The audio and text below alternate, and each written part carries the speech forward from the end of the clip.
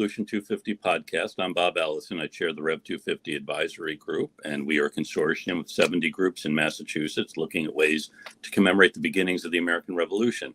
And our guest today is Bill Fowler, William M. Fowler, Jr., a distinguished Professor of History Emeritus, Northeastern University, the author of many books on the Revolutionary era and on maritime history. But today we're going to talk about George Washington in the years after the Revolution. So, Bill, thanks for joining us. Well, thank you, Bob. It's a pleasure to be with you and all of your listeners. So, Bill, we know about Washington as commander-in-chief. So then what happens when the war ends to Washington and his army, and why is this important? Well, you know, Bob, I think one of the most essential traits of a historian is curiosity. And for many years, I taught courses in the American Revolution and wrote some books about it as well. But for the popular image, the American Revolution sort of ends in 1781 with the surrender at Yorktown. But of course, the peace doesn't come until late 1783. And so I was rather curious about this. What was going on in those 2 years? In particular, what was George Washington doing? Mm-hmm. And through research and through a lot of reading and visiting places, I love to visit historic sites, I began to put together a picture of those 2 years. And those 2 years, a lot was happening. Washington was very active. And in fact, the revolution was hardly over. Washington's victory at Yorktown ended one phase of the revolution. After that victory, the British were still in occupation of New York City. They still occupied Charleston. They were still very, very powerful. Mm-hmm. They had a powerful navy, powerful army. So what did happen? After Yorktown, Washington returned to the vicinity of New York City, which the British still occupied. And he took up his position at a place called Newburgh, New York. It's up on the river. And by the way, I encourage your listeners to visit Newburgh. It's a state historic site. Mm-hmm. And Washington's army was there encamped at Newburgh, watching over the British down in New York City. At the same time, after Yorktown, the French left. They had business elsewhere in the world, had to defend their possessions. So here is Washington with his army doing essentially nothing, watching the British down in New York City. In the meantime, the peace negotiations are going on in Paris, but they're lengthy, they're taking a long time. Not much is happening. And the American army is becoming very uncomfortable. Mm-hmm. What is happening? What is happening? Peace is in the air. In 1780, the Congress had agreed that the officers would be paid half pay for life. That's how they kept them in the army. But after 1780, the fact of the matter was the Congress had no money. And so the officers are becoming quite agitated. They don't know quite what's going on. The British are still down there in New York. They don't think they're going to get paid. They don't trust the Congress, etc., etc. In the midst of this, there arrives at the Newburgh encampment General Horatio Gates. General Horatio Gates and George Washington had a long, unhappy relationship. They detested one another. But Gates had influence in Congress, so Congress sent him up to Newburgh. And he took up his headquarters at a place called Ellison House, not far from the Newburgh encampment where Washington and the army was. Well, in the meantime, of course, agitation in the ranks. Are we going to be paid? Who's going to pay us? Is the war over? What's going on? What's going on? And there are a few young officers serving under Gates. These are ambitious, let me be frank, somewhat unscrupulous men. Mm-hmm. They are friends of Gates and not friends of Washington. Right. They're very impatient. They think Washington is doing nothing. And so they send out an announcement to the officers at the Newburgh encampment. And they announce that there's going to be a very special meeting. Mm. All of the officers on March the 11th. And they're going to meet in a building called, interestingly enough, the Temple of Virtue. During the encampment, just to keep the men busy, Washington had them building huts and laying out roads. And the Temple of Virtue was kind of an assembly hall. Well, but Washington had not had anything to do with this March 11th meeting. Mm-hmm. As soon as he got notice, can I just? Yeah. As soon as he got notice that this meeting was going to take place, he realized there was a conspiracy afoot. Mm. And the conspiracy was against him. and the conspiracy was against him. Mhm. So he immediately canceled the meeting. But Hmm. he understood that he could not ignore the pleas, the concerns of his officers. Mhm. So while he canceled the meeting on March 11th, he said, "We will meet on March 15th. Mhm. Commander-in-Chief, he was organizing Yes. this meeting. Uh-huh. So for about 4 days, March 11th or so to March 10th, there's a lot of activity at Newburgh. Mhm. Washington is busy with his officers. And what he is doing is he's trying to manage this meeting. He knows that tensions are rising high. If he doesn't placate the officers, if he doesn't address them and answer their queries, he's in danger. Mhm. Mutiny. Mutiny is in the air. And so he consults with his officers. And during this time, he writes a speech that he intends to deliver. Mhm. On March 15th, at noon, at the appointed hour, the officers assemble at the Temple of Virtue. When they assembled, they did not know that Washington was going to attend the meeting. He hadn't been clear on that. And so the meeting is convened by General Gates. Uh-huh. Gates convenes the meeting. And as he is convening the meeting, Washington, the consummate actor, rides up to the Temple of Virtue. And outside, the guard hears the sound of hoofs. And Mhm. there through the door comes the commander-in-chief. Now, imagine this for a moment. Washington is a big man, about 6 foot. He enters this room dressed always as he was, elegantly in the blue uniform of a Continental officer. The men in the room, about 300 of them, are startled to see him, the commander-in-chief, there. So they immediately come to attention. He walks to the front of the room. General Gates moves aside. Mhm. Washington takes charge of the meeting. It is at this moment that he delivers to them perhaps one of the most important speeches of his entire life. The room is tense. Everyone is waiting to hear what will the general say. He delivers a speech, not very long, about 5-6 minutes maybe. And let me just read you what he said to them at the end of that speech, because this is a very, very emotional moment, emotional for Washington as well as for his officers. He says to them, "Let me conjure you in the name of our common country, as you value your own sacred honor, as you respect the rights of humanity, and as you regard the military and national character of America, to express your utmost horror and detestation of the man who wishes under any specious pretenses to overturn the liberties of our country, and who wickedly attempts to open the floodgates of civil discord and deluge our rising empire in blood." Here, of course, he is talking about General Gates. Right.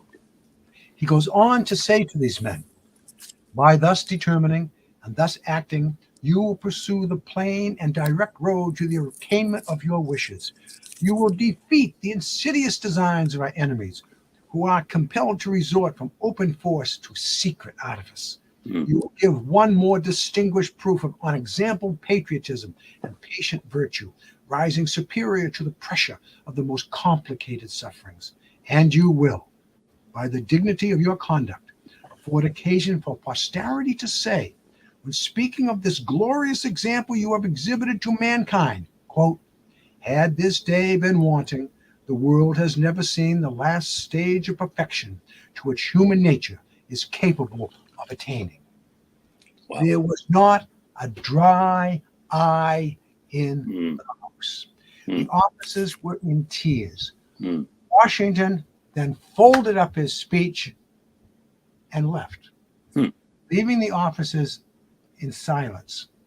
A few moments passed, and then the officers agreed and voted to unanimously to support the commander-in-chief. Mhm. In that one moment, Washington pushed aside a mutiny.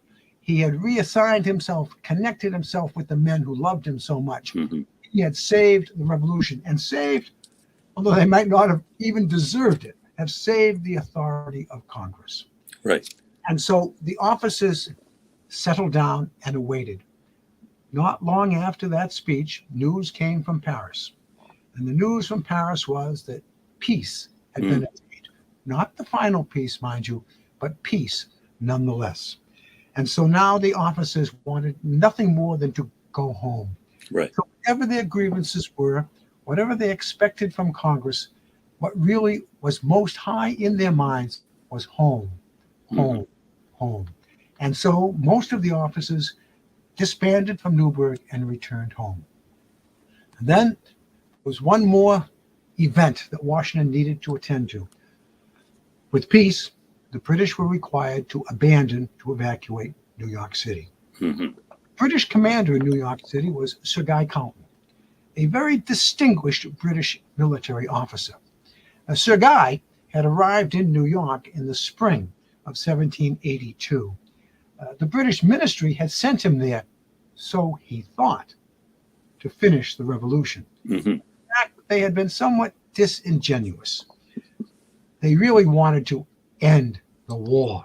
Mm-hmm. The war had gone on for so long, it had been so costly, and was, in the eyes of the ministry and even the king, not winnable. And so Sir Guy Countment found himself now in New York City, not as the commander-in-chief of the British Army in North America to subdue the rebels, but the man who was required now to negotiate the peace. And so Washington met with Sir Guy Countment, and they arranged what the withdrawal of the British troops would be. On November 25th, 1783, Washington's army, really what was left of it, passed at the edge of New York City and began their magnificent entry. In the meantime, the British were withdrawing. But, the British were not terribly good losers. Mm-hmm. There was a flagpole down by Wall Street. They took down the Union Jack, and then, so that the Americans would not be able to raise their flag, they greased the pole. Wow. And so as Washington and his army entered, the general ordered the American flag be raised. And by some marvelous feature of clinging on to that pole, an American soldier managed to get to the top and to post the American colors. And the British left. New York City was now in American possession. And for all intents and purposes, now the war was over. Washington was in the city for several days. And then it was his time to say farewell to his officers. And so he gathered them at Fraunces Tavern, still there, by the way, and well worth seeing. And there at Fraunces Tavern, he gathered his officers together. And with a moment of great emotion, he summoned each of them. And he took the hands of those officers who were present and bade them farewell. After the farewell at Fraunces Tavern, Washington then crossed the Hudson River to make another epic journey. This time, he was going down to Annapolis in Maryland, where the Congress was meeting. It was his turn to return the commission that had been given to him when he had taken command in 1775. He arrived in Annapolis, and again, the consummate actor, he presented himself to the Congress, and in this extraordinary moment, when you think about this, here was a general, a commander-in-chief who had won a revolution. He had been in the field with his army for 8 years. The army loved him. And what was he doing? He was returning his commission that the Congress had given him as commander-in-chief. He was setting down the military laurels, gave the president of the Congress his commission. He then made a few remarks, not many. Washington was not one for long speeches. And then he returned home. And he returned home to Mount Vernon Christmas Eve, 1783. After all those years, war was now over. Bill, you may be wanting to tell this story, and if you are, I apologize, but the story is that Benjamin West, the portrait artist, who was actually the king's portrait painter, and he was an American born in Pennsylvania, and the king said to him, "What do you suppose Washington will do now that the war is over?" Now, the king knew the only real force in the country was the Continental Army. Congress was pretty much powerless and ineffective. And think about it, at the end of a war like this, the conquering general we would assume, take power. But West said, "I imagine he will go back to his farm."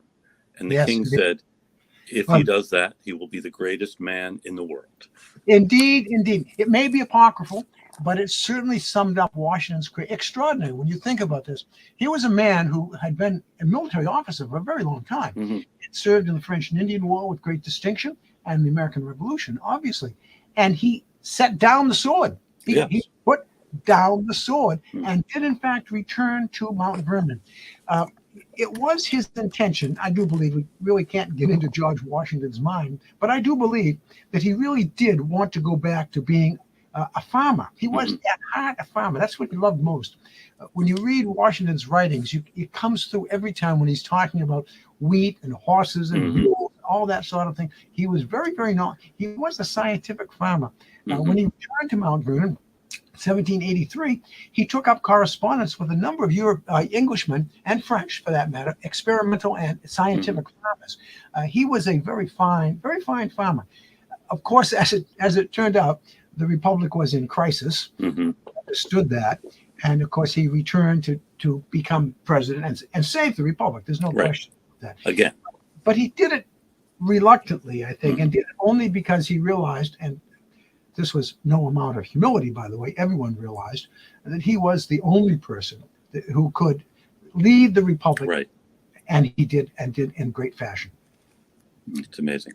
We're talking with Bill Fowler, Professor Emeritus at Northeastern University and author of An American Crisis, George Washington and the Dangerous 2 Years After Yorktown. Talk about this extraordinary story about Washington leading the Continental Army through the Revolution and then turning his power back over to Congress and going home as the Republic continues to experience crisis after crisis in the 1780s. Early in the war, Bob, very early in the war, Billy Tudor, Tudor, a Bostonian, served under. He was the adjutant general, served under Washington, and this was a time, 1776, when things weren't going so well. Washington was being driven out of New York City, but Billy Tudor wrote home to his wife, and I'd just like to quote what Billy Tudor said about Washington, because I think it sums up the way the men in the Continental Army felt about this general. Billy Tudor wrote to his wife. He said,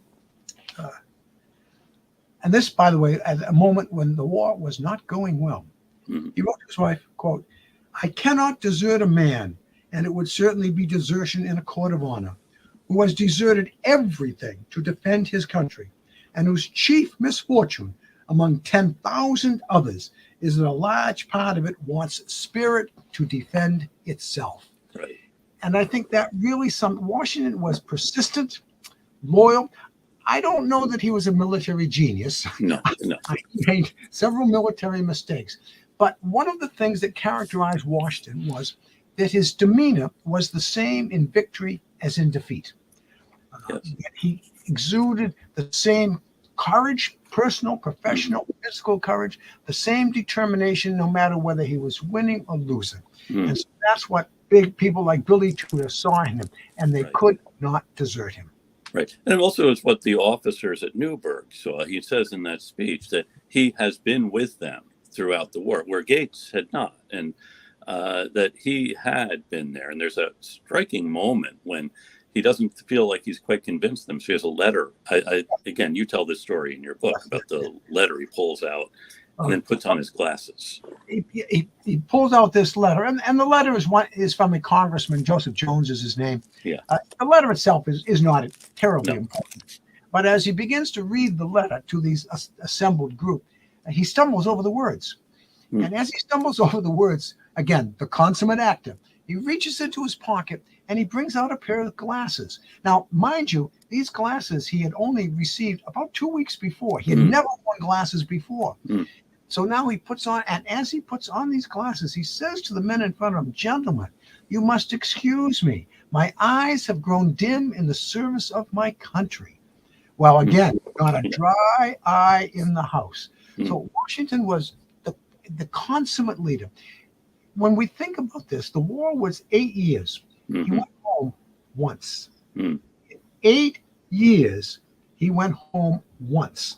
So he was in the field with his army all the time, and frequently in the midst of the battle. He was a visible leader, a remarkable man, a very, very remarkable man.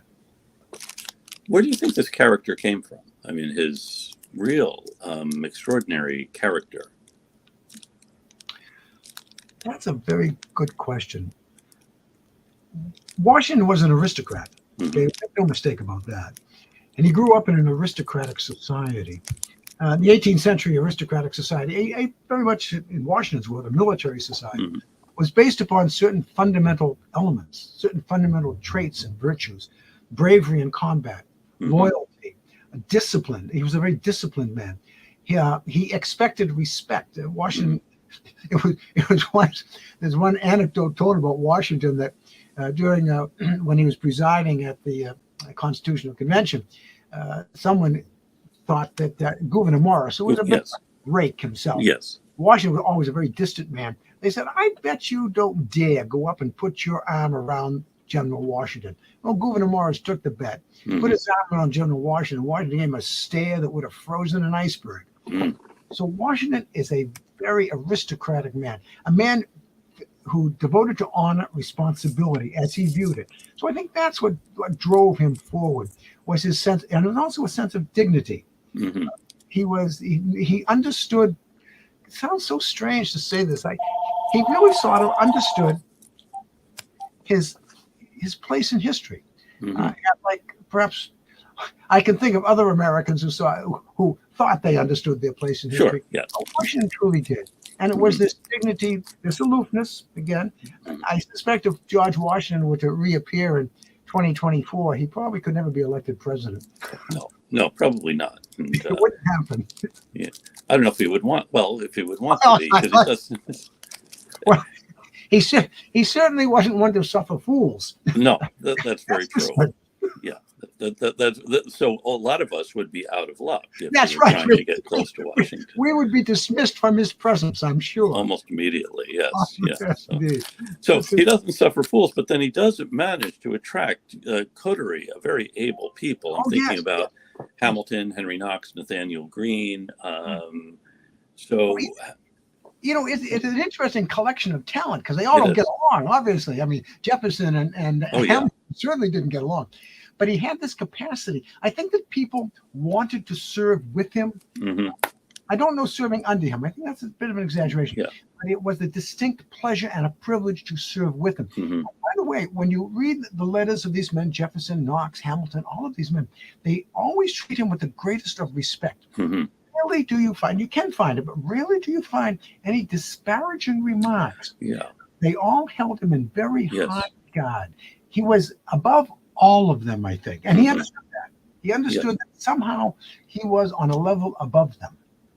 Now, are there any who feel that he is overblown or that I should be on this, other than, say, Horatio Gates? I know John Adams is jealous of most people. But, well, we've had over 200 years to search the character of this man, to read his letters, to read other letters, etc. And I don't think there's any person in American history who's been examined more closely. And guess what? He comes out pretty good. I mean, he has his flaws, but unlike certain other figures in American history who have somewhat shady characters, shall we say, Washington never did. He was as he appeared to be. Now, he has his faults. Again, he wasn't necessarily a military genius. He had a temper, by the way. He had a ferocious temper.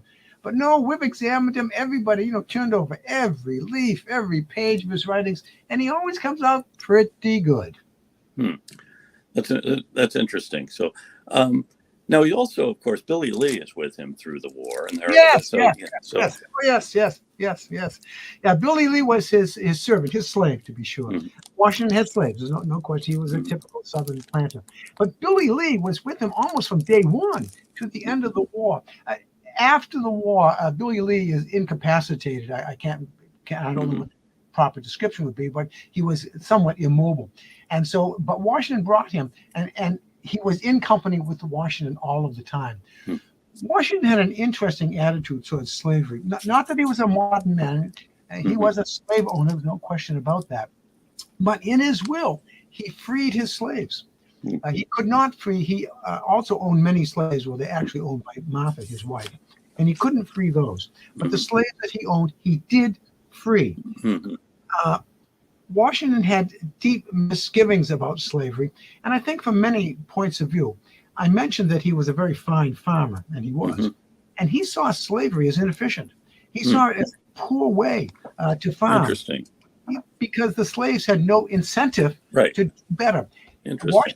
He was very interested in modern methods of agriculture. Mhm. He found it hard to implement them because what incentive was there for the workers, for the slaves in his plantation to do that? So he saw it as, and also I think he had moral questions about it too, as did many Southerners. But nonetheless, he was a slave owner. There's no question about that. Mhm. Now, how does he translate his military capability into then being president? I mean, what's the trajectory there? What's the learning curve for becoming a politician, or have you always been a politician? Is that intrinsic to being a successful general, being a good politician? I think he'd always been a politician. Remember, he did serve in the House of Burgesses. That's true, yeah. So, I think Washington was the best connected man in America. He had 8 years as commander-in-chief. He knew everyone who was important. Mm-hmm. Right. Known in every state. There was no other person in the nation who was as well known. So Washington had a very intricate network of contacts. He was in touch with many, many people who were in touch with him. He knew, he had his fingers on the pulse of the nation. He knew what was going on in Massachusetts, Virginia, South Carolina, Georgia. No one was better informed and better connected.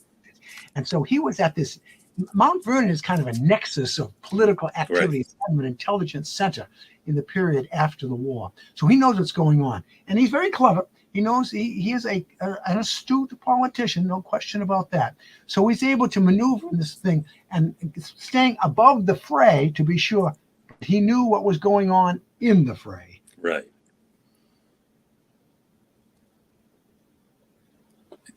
Interesting. We've been talking with Bill Fowler, Professor Emeritus of History at Northeastern University, author of An American Crisis, George Washington and the Dangerous 3 Years After Yorktown. I want to thank you for joining us, Bill. I think we just lost our connection with Bill. No. Oh, you're still there. I'm still here, Bob. Thank you. Okay. Bob, I want to thank you too, and I want to thank you and all the associates are doing so much as we get close to the 250th anniversary. It's an anniversary that we ought to celebrate and understand very well. So thank you for all the work that you're doing. Well, thank you for joining us. And I want to thank Jonathan Lane, who is our operator for Revolution 250, as we're trying to get all of these things underway. And I want to thank our listeners. The last time you spoke to us, Bill, we imagined we'd have a small listenership, but it's actually grown. And so every week I thank people in various parts of the world who are tuning in. And if you're interested in one of our lapel pins or refrigerator magnets, send an email to Jonathan Lane, jlane@revolution250.org. And this week, if you are in Kragero, Norway, or North Las Vegas, Nevada, Needham, Massachusetts, Coatesville, Pennsylvania, Melbourne, Australia, Montreal, or Galway, let us hear from you. And I thank you for joining us. And thanks to all folks between and beyond these points. And now Doug Quigley and Dave and Peter Emmerich will pipe us out on the road to Boston.